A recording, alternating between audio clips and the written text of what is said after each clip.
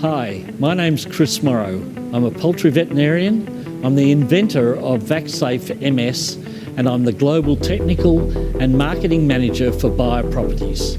In this video, I want to give you the benefit of my experience on how to use these vaccines effectively. VacSafe MS and MG vaccines require ultra-low temperatures for long-term storage and shipping to preserve vaccine potency.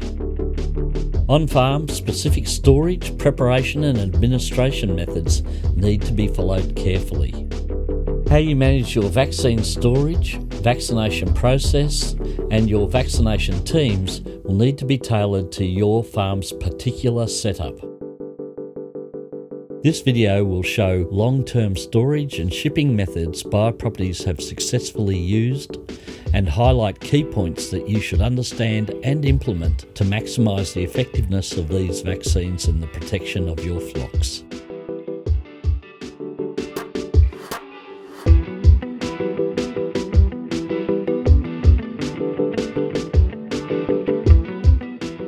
For long-term storage in distribution centres to preserve the stability of the vaccines, uniquely, VacSafe MS and MG are held in ultra-low temperature freezers at -80 degrees Celsius. For delivery to farms, the required quantity of vials are counted into single-use, biosecure, insulated boxes. The delivery box is then filled with dry ice, which will maintain the temperature at -78 degrees Celsius.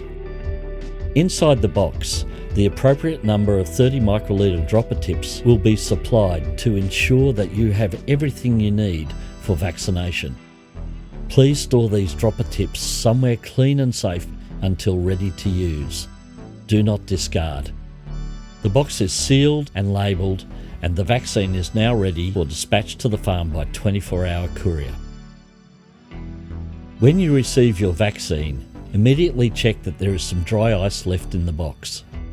This will confirm that the temperature was maintained during the delivery. If the vaccine is not to be used immediately directly from dry ice, it can be stored in a standard freezer between -18 to -20 degrees Celsius for up to 4 weeks. Bioproperties recommends using a chest freezer if possible, as they offer lower and more stable temperatures. A vertical freezer can be used, provided it doesn't have a frost-free cycle. In most domestic freezers, a frost-free function will raise the temperature for a short period each day to avoid ice buildup over time. This process causes ice crystals to grow. They will rupture the live cells of the vaccine.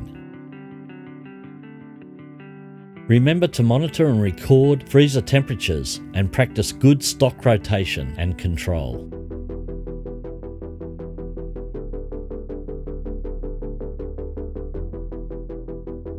Here we're demonstrating defrosting vaccine taken directly from dry ice. Always remember, never expose the vaccine to direct sunlight while handling, preparing or vaccinating. Remove the required vials from their frozen storage and record their batch numbers on your vaccination record. Heat 10 litres of water to approximately 35 degrees Celsius. Monitoring the temperature with a thermometer, keep the water between 32 degrees and 35 degrees Celsius during the thawing process.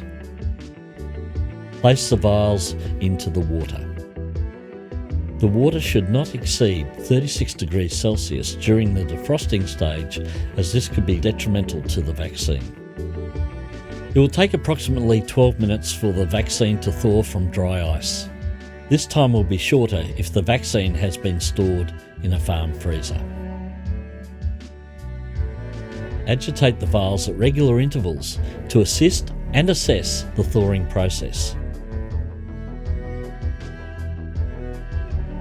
An approved coloured dye may be added to the vaccine to help visualise administration. It will also provide a QC assessment after administration by looking in the mouth of the chicken. Successfully vaccinated birds have staining of the tongue and palate cleft from the dye. Typically, assessment is best done somewhere from 20 seconds to 20 minutes after vaccination. Click the dropper tips firmly into place. If you store the prepared vaccine in a chilled container, it will remain viable for up to 6 hours. If you store it at ambient temperature, ensure that you've used the vaccine within 2 hours. Thaw only the amount of vaccine that you will be able to use within these recommended times, as it cannot be refrozen for use at a later date.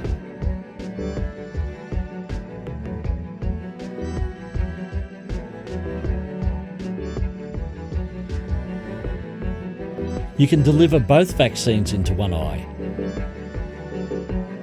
or one vaccine into each. Avoid any contact of the dropper tip with the eye. This will allow a full 30 microlitre drop to form. The bird needs to blink after the drop hits the eye before releasing. Hold a sample of birds in a small pen or cardboard box after vaccination to check for staining. The addition of dye is also useful for training new operators in the correct techniques.